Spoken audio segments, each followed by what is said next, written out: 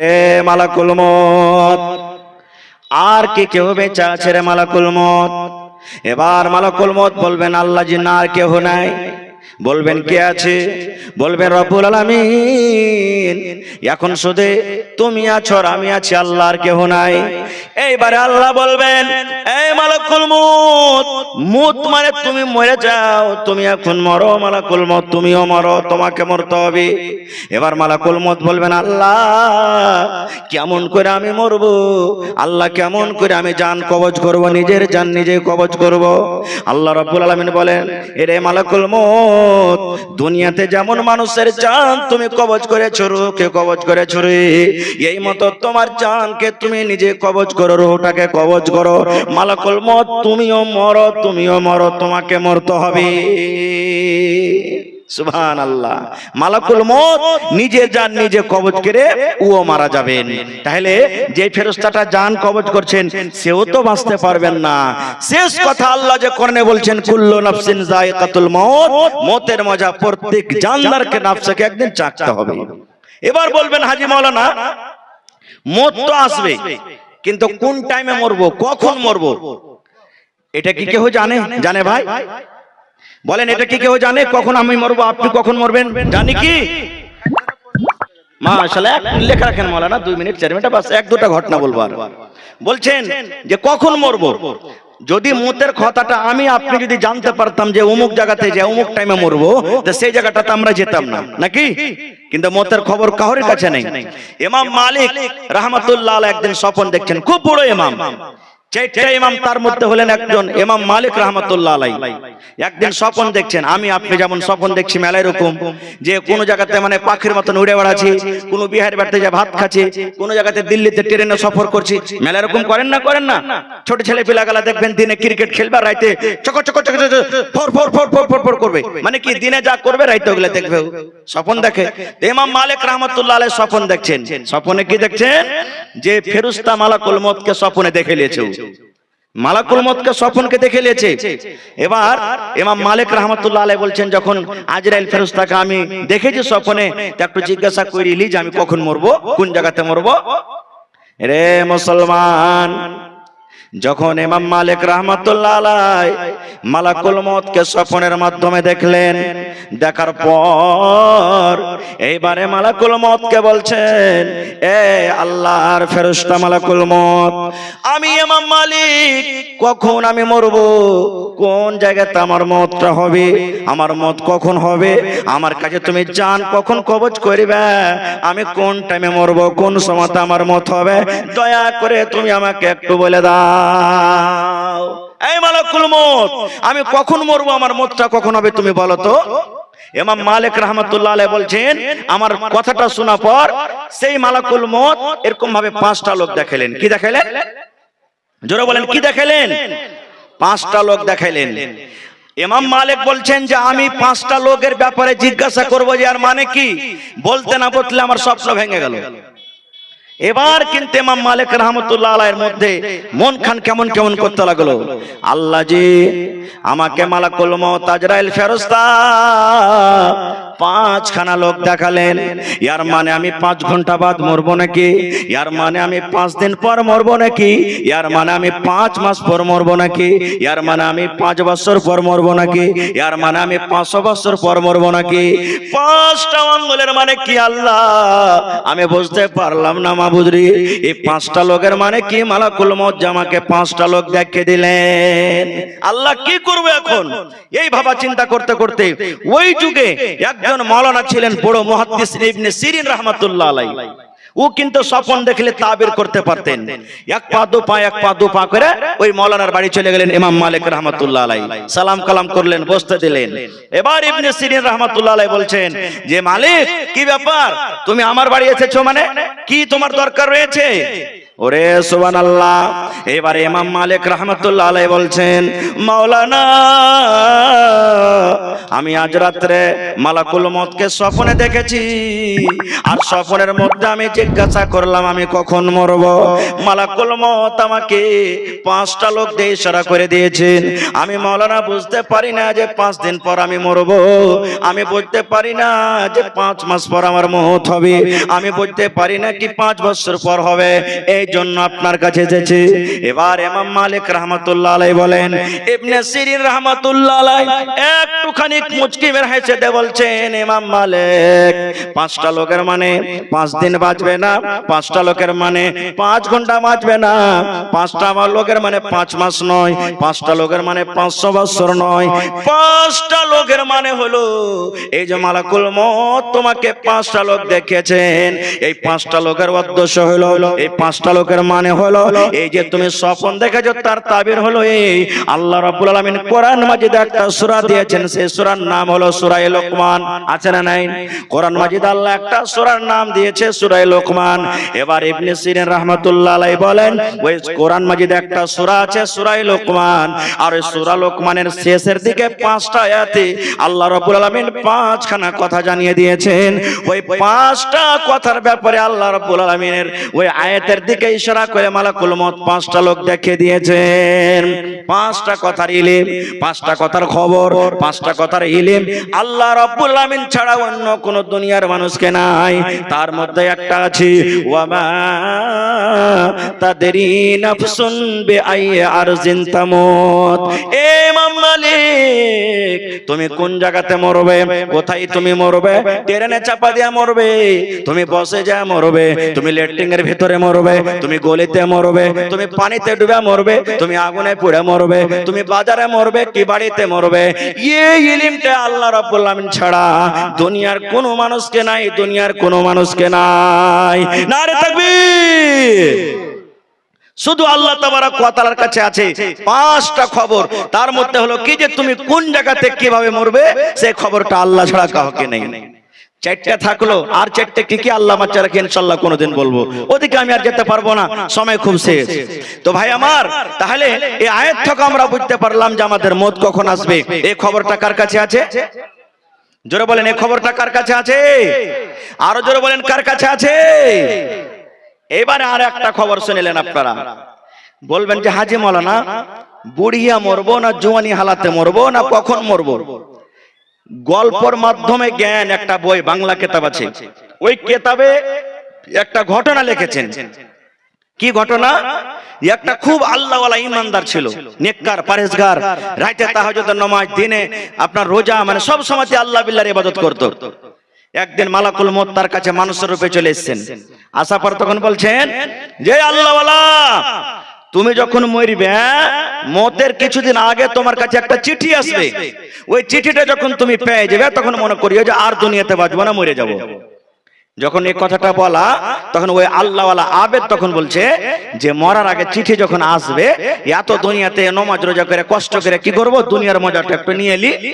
মদ পান করতে লাগলো, জেনা ব্যভিচার করতে লাগলো, গান শুনতে লাগলো, ফিল্ম দেখতে লাগলো, আরো দুনিয়াতে যত রকম পাপ সব করতে লাগলো। এই করতে করতে করতে 90-80 বছর বয়স হয়ে গেল, চোখ ঝাপসা হয়ে গেল, চোখে সুজে না, আর মাঞ্জা কোমর পড়ে গেল, চামড়া ঝড়ো হয়ে গেল, কিন্তু তার কাছে চিঠি আসে না। একদিন বাবা চিন্তা করছে বসে বসে, আল্লাহ আমার মরার আগে তোমার একজন বান্দা আল্লাহ বলে গেছেন আমি মরবো, তখন চিঠি আসবে। মাবুদ রে, আমার বয়স 80-90 বছর হয়ে গেল, এখন পর্যন্ত আমার কাছে কিন্তু চিঠি আসে না। আল্লাহ আমি কখন মরবো, আল্লাহ আমি কখন মরবো, এই করতে করতে করতে করতে হঠাৎ করে রে মালাকুল মউত একদিন তার কাছে হাজির হয়ে গেছে। হাজির হয়ে যাওয়ার পর এইবারে মালাকুল মউত বলছেন, এরে আল্লাহর বান্দা, এখন তোমার জান কবজ করে আমি নিয়ে চলে যাব, এখন তোমার রূহটাকে আমি কবজ করে নিয়ে চলে যাব, এখন তোমাকে আর দুনিয়াতে থাকতে হবে না, তোমার দুনিয়ার বয়স শেষ হয়েছে, তোমার দুনিয়ার জীবন শেষ হয়ে গেছে। যখন কথাটা বলা তখন ওই বুড়া বলছেন, এই মালাকুল মউত তুমি আমাকে মিথ্যা কথা কেন বলেছো? বলছে কেমন মিথ্যা কথা?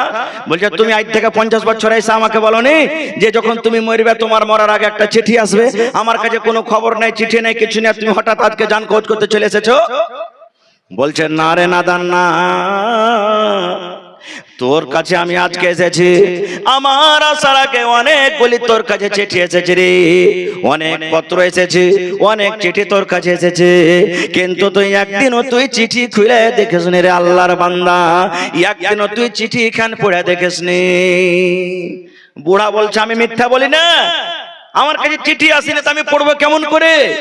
এবার মালাকুল মউত বলছেন আরে আল্লাহর বান্দা, আমি যখন তোমার কাছে আসি তোমার বয়স ছিল সেই সময়তে 25 থেকে 30 বছর, এখন তোমার বয়স কাটতে কাটতে 80 বছরে তুমি পৌঁছে গেছো, এটা একটা আল্লাহর চিঠি। আমি যখন তোমার কাছে আছি তোমার দাড়ি তখন পাকেনি, মাথার চুল বলা তোমার পাকেনি, এখন তোমার দাড়ি পেকে গেছে, মাথার চুল পেকেছে, এটা হলো আল্লাহর তরফ থেকে একটা চিঠি। এ আল্লাহর বান্দা, আমি যখন তোমার কাছে আসি তুমি একটা হাট্টা কাট্টা জোয়ান ছিলে, এখন তুমি বাচ্চার মতো কমজোর হয়েছে, তুমি দৌড়াইতে পারো না, হাঁটতে পারো না, এটা হলো আল্লাহর পক্ষ থেকে একটা চিঠি। এ আল্লাহর বান্দা, আমি যখন 25-30 বছর বয়সে তোমার কাছে আসি তোমার দাঁত গলা কত মজবুত হয়েছিল, মনে হয় তুমি পাথর লোহাকে তুমি চাবিয়ে খাবে, কিন্তু আল্লাহর বান্দারে এখন তোমার বয়স 80 বছর হয়ে গেল রে বান্দা, দেখো তোমার মুখে একটা পর্যন্ত দাঁত নাই, ইয়ার মানে হলো এটাও আল্লাহর পক্ষ থেকে একটা চিঠি এসেছে। করতে করতে বলছে বান্দারে অনেকগুলি তোমার কাছে চিঠি এসেছে, কিন্তু তুমি তো একদিনও চিঠির দিকে ধ্যান দাওনি, একদিনও আল্লাহ রাব্বুল আলামিন যে তোমার কাছে চিঠি পাঠালছে এই চিঠি তুমি খুলে দেখোনি, এই জন্য তোমার কিছুই শোনা হবে না, কিছুই শোনা হবে না। ওই বুড়াইয়ের অবস্থায় গুনার লিপ্ত থাকা লোকটাকে এবার গুনাহ অবস্থাতে তার জান কবজ করে নিয়ে চলে গেল। নারে তাকবীর! এই জন্য মত হায়াত মত কখন হবে এই খবরটা কার কাছে আছে? এই জন্য তো আবু দারদা রাদিয়াল্লাহু তাআলা আনহু একজন সাহাবী যখন মরছেন, মরার টাইমে খুবই কাঁদছেন, এত কাঁদছেন চোখ দিয়ে ঝরঝর করে পানি ঝরে দাড়ি ভিজে গেছে, আশেপাশে একটা ওর বিবি বসে আছেন। এবার বসা পর আবু দারদা বলছেন কে তোমরা আছো রে, কে তোমরা আছো রে, এই মৃত্যুর সময়টাকে স্মরণ করে আর নেক আমল করবে আর তাইয়েরই করবে। এবার আবু দারদা বলছেন আমার স্ত্রী আমাকে বলছেন স্বামী গো, আপনি হলেন আল্লাহর একজন সাহাবী, নবী যেভাবে জীবন কাটতে বলেছেন সেইভাবে আপনি জীবন কেটেছেন।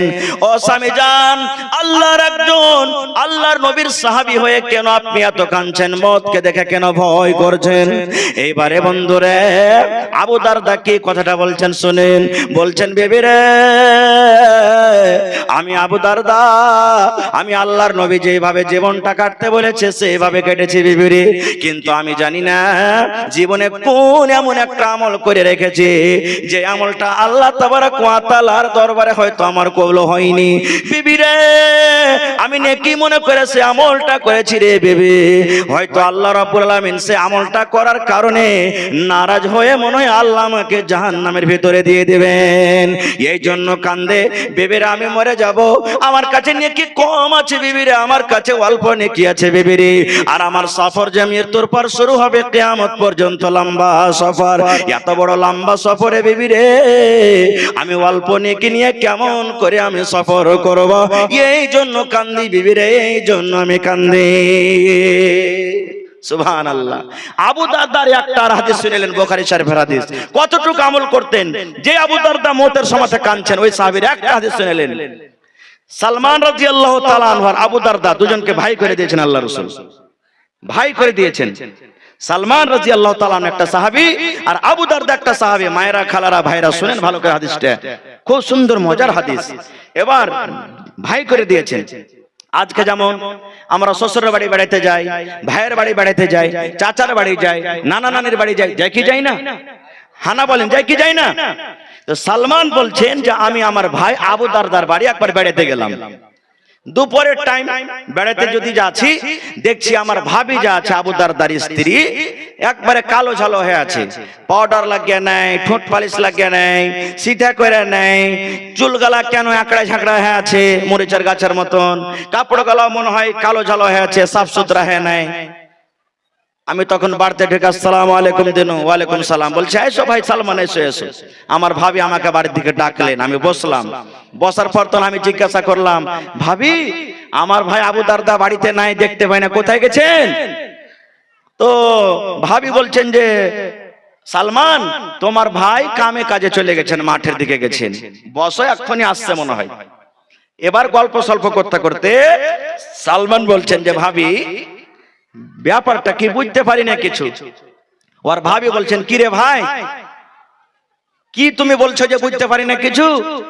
বলছে হ্যাঁ গে ভাবি, ভাই বাড়িতে আছে আর তুই কালো ঝালো কাপড় পিন্ধা আছিস, খুব লিত্র রঙা কাপড় পিন্ধে নেস, মাথার চুলগালা মরিচের গাছের মতন হয়েছে, ঝেঁকড়া মেকড়া হয়ে সিথা টিথা করে নেস, মুখে পাউডার টাউডার লাগিয়ে নেস, খুব সুন্দর মেকআপ করে নেস, একবারে সাধারণ মানুষের ঠিক হয়ে যাচ্ছে। মানে রে মায়েরা খালারা শুনে নেন, এইবারে আবু দারদার স্ত্রী বলছেন ভাই হে, কাকে দেখে মেকআপ করবো রে ভাই, কে আমার দিকে দেখবে, কার জন্য আমি সাজন সাজবো, কার জন্য আমি সিতা করব, কার জন্য আমি সেন্ট লাগাবো, কার জন্য আমি পাউডার লাগাবো, কার জন্য নতুন কাপড় আমি পিনবো, কার জন্য আমি সিতা করব রে ভাই। বলছেন কেন গে ভাবি ভাইয়ের জন্য করবে? বলছে ভাই রে বলিস না রে ভাই, বলিস না বলিস না, তোর ভাই আবু দারদা আমি বিয়ে করে যখন বাড়িতে এসেছি, বাড়িতে আসার পর দেখছি ভাই রে আমাকে দেখে, কিংবা আমি যখন বাড়িতে থাকে আমি দেখি আমার স্বামী আবু দারদাকে আমার দিকে ভালো করে দেখে না রে ভাই, আমার দিকে দেখে না, দিনের বেলাতে আমার কাছে আসে না, এক মাস আল্লাহ রোজা ফরজ করেছেন, রোজা রাখে রে ভাই, এক মাসের পর আরো যে 11 মাস আছে, 11 মাসের মধ্যে একদিন নফল রোজা ছাড়ে না, রোজা চালিয়ে যায়, রোজা চালিয়ে যায়, রোজা চালিয়ে যায়, 11 মাস রোজা রাখে, আর রমজান মাসের 1 মাস রোজা রাখে, মানে বছরের মধ্যে একদিন রোজা দেয় না, বাদ দেয় না রে ভাই, রোজা চালিয়ে যায় চালিয়ে যায়। এবার তুমি তো জানো ভাই রে, রোজার হালাতে আল্লাহ রাব্বুল আলামিন বিবির কাছে যেতে মানা করেছে, এই জন্য আমার স্বামী রোজার হালাতে আমার কাছে কেমন করে আসবে? এবার রাতের বেলাতে এশারের নামাজের পর আমি যখন বিছানার দিকে ঘুমিয়ে যাই, তখন আমি মনে হয় অপেক্ষা করি আজকে মনে হয় আমার স্বামী বিছানায় আসবে, আমার পাঞ্জরে ঘুমাবে, আমার সাথে টাইম কাটাবে, আমার সামনে থাকবে, আমার সামনে গল্প করবে, আমার সাথে রাতটা কাটাবে।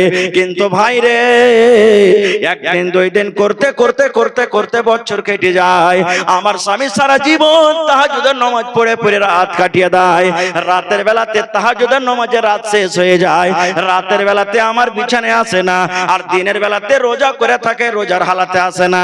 তো ভাই বলো, আমার স্বামী যখন আমার কাছে না আসবে, আমার দিকে না দেখবে, তাহলে আমি কার জন্য সিধা করব, কার জন্য আমি সাজবো, কার জন্য আমি নতুন কাপড় কিনবো, কার জন্য আমি জামা কাপড় সুন্দর করে পরবো, কাকে আমি দেখাবো, কে আমার সিধা দেখবে, কে আমার নতুন কাপড় দেখবে, কে আমার মেকআপ করা দেখবে? এই জন্য ভাই আমি সাজন কোজন করে থাকি না। বলছে এইটা কথা? সালমান বলছেন এইটা কথা না? তো হ্যাঁ। বলে ঠিক আছে। ঠিক একটুক্ষণ পর আবু দারদা বাড়িতে চলে এসেছেন। আসসালামু আলাইকুম। ওয়ালাইকুম সালাম। ভাই ভাই দেখাশোনা হলো। এবার আবু দারদা স্ত্রীকে বলছেন, হাজি ভাই বাড়িতে এসেছে, সালমানকে খেতে টেতে দাওনি? আমাদের বাড়িতে কুটুম আসলে আমরা নাস্তা পানি দিকে দিনে। হানা বলেন দিকে দিনা ভাই। বলছে যে এই আবু দারদা, এই উম্মে দারদা, ওর স্ত্রীকে বলছেন উম্মে দারদা তুমি কি ভাইকে খেতে টেতে দাওনি? বলছেন না। বলছে খেতে দাও তাড়াতাড়ি করে। এবার খানা হাজির করে দিয়েছে। এবার সালমান বলছেন, আবু দারদা ভাই আমি একাই খাবো না রে ভাই, একাই আমি খাবো না, আমি একাই খাবো না ভাই। এবার আবু দারদা বলছেন, ভাই সালমান তুমি খাও, আমি রোজা করে আছি ভাই, আমি রোজা করে আছি ভাই, তুমি খাও। এবার তখন সালমান বলছেন, কেমন রোজা করে আছো? বলছে নফল রোজা।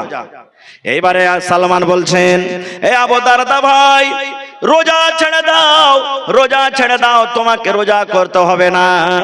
ভাই রে, আমি তোমার ভাই, তোমার বাড়িতে দেখা করার জন্য এসেছি ভাই। আল্লাহর কসম করে বলি, যতক্ষণ পর্যন্ত তুমি আমার থালাতে বসে আমার সাথে না খাবে, আমি একটাও দানা পর্যন্ত তোমার বাড়ির মুখে দেব না, আমিও খাবো না। তুমি রোজা ভাঙবার আমার সাথে খাও। কি করবে বেচারি, মাজবুর হয়ে গেল, রোজা ভাঙিয়ে দিলে। রোজা ভাঙিয়ে দিলে, নফল রোজা, ফরজ নেই, নফল ভেঙে গেল রোজা। রাইতে বেকার লেগেছে, এসারে নামাজ টামাজ পড়ে খানা পিনা খায়, এবার বিছান লাগিয়ে দিয়েছে। এবার আবু দারদা বলছেন, সালমান ভাই তুমি এই বিছানে খানে ভাই শুতে যাও, আর এখন আমি তাহাজ্জুদের নামাজ পড়তে যাব। যখন কথাটা